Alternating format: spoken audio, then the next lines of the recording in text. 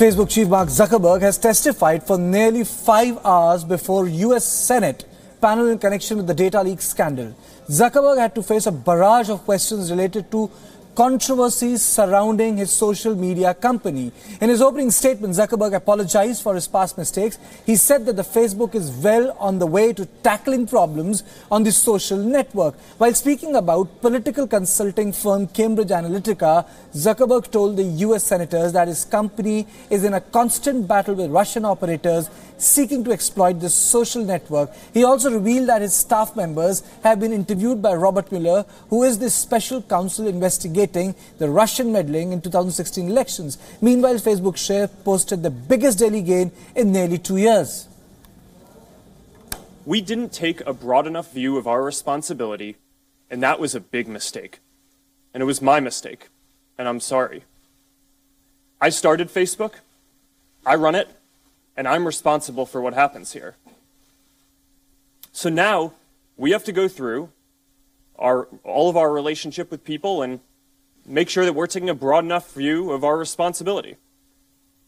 It's not enough to just connect people. We have to make sure that those connections are positive. It's not enough to just give people a voice. We need to make sure that people aren't using it to harm other people or to spread misinformation. And it's not enough to just give people control over their information. We need to make sure that the developers they share it with protect their information too. You know, there are people in Russia whose job it is to try to exploit our systems and other internet systems and other systems as well. So this is an arms race. Right? I mean, they're going to keep on getting better at this, and we need to invest in keeping on getting better at this too. I assume Facebook's been served with subpoenas from the special counsel Mueller's office. Is that correct? Yes. Have you or anyone at Facebook been interviewed by the special counsel's office?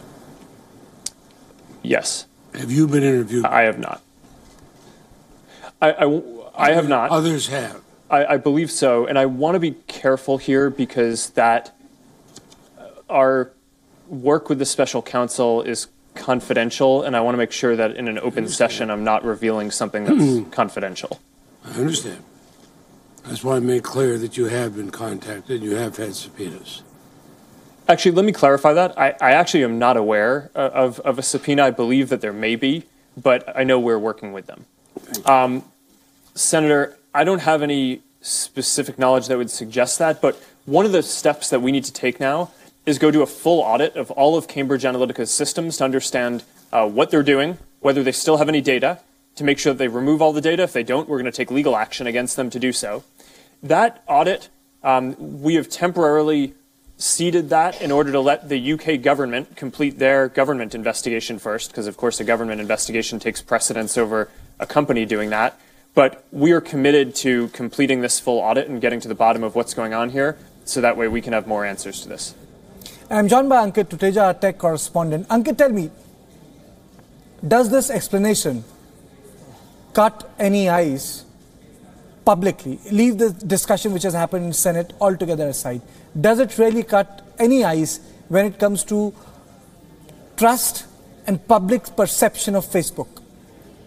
Karthik, definitely it's tough time for Facebook, and ever since the Cambridge Analytica controversy broke out, it was a blow to the company's reputation. People have started to lose their faith and trust in the company.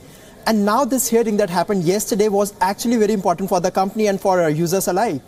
And sadly, the outcome wasn't as expected. It wasn't substantial. The company was expected to be grilled. Zuckerberg was expected to be questioned heavily. But to our disappointment, the 5-hour-long questioning did not bring out some substantial outcome. And today we are looking forward to the next session of the next round of the hearing. And let's see how, what kind of outcome, what kind of results come out, because it's going to set the base for Facebook. It's going to decide the next future course of action for the company. But the bottom line is that it's about trust, and Facebook is a company which is used by billions of people. Don't you think that the people residing outside America also will have the problem when it comes to trusting an application in context of the data they put in it?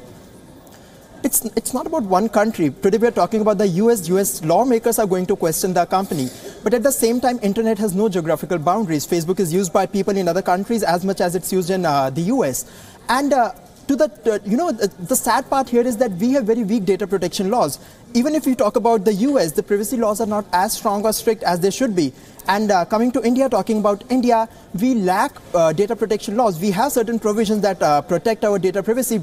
But when you talk about full menu data protection laws, we actually lack there. And the Indian government has set up a data committee. They've set up a committee that is going to look into the matter. But up till now, nothing has happened on that front as well.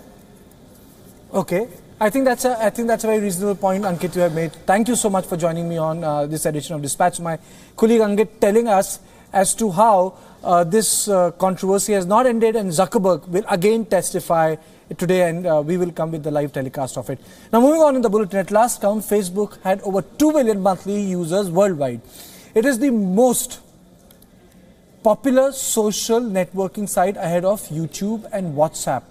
No wonder then that the world's attention was focused on the Facebook chief as he battled tough questions on data and privacy of these users. How did he handle them? Was he tense? How did social media react to his grilling? Take a look. He knew the world was watching him, and he put up a perfect facade. When he faced what was possibly the toughest moment of his life, Mark Zuckerberg was ready. Ranking Member Feinstein, Ranking Member Nelson, members of the committee. For a man who founded Facebook and made it the behemoth it is now, Mark Zuckerberg was emotionless and robotic. Leading body language experts say he almost managed to hide his true feelings and intentions. He regularly gulped water but kept his responses wooden and stuck closely to company talking points. Hard questions for me to answer. He clearly understood the gravity of the moment. For the 33-year-old, normally seen in a t-shirt and jeans, came dressed in a suit that spoke volumes. The navy ensemble with white shirt and blue tie was relatively understated, but it clearly communicated the deference and seriousness that Zuckerberg needed to signal. Both to the Senate panel that grilled him about Cambridge Analytica and Russian meddling in US polls, and to a public whose faith in Facebook has been shaken. Would you be comfortable sharing with us the name? This is the first time that the Facebook CEO has appeared before the US Congress personally, having previously sent deputies to represent him on Capitol Hill, and the internet was clearly ready to take full advantage of the live public hearing.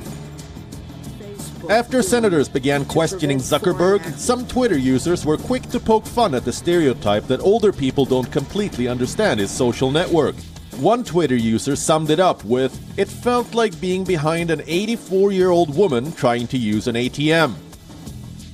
Others took jabs at the CEO himself and pointed to the 4-inch booster seat he used for the hearing. Everything was scrutinized, from his smile to the way he drank water. How much revenue did Facebook earn from the user engagement that resulted from foreign propaganda? Well, Senator, what we do know... It was no doubt a stressful day for Mark Zuckerberg, but could well be worth the sweat.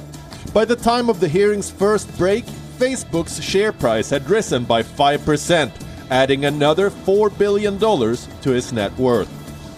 Bureau Report, WION.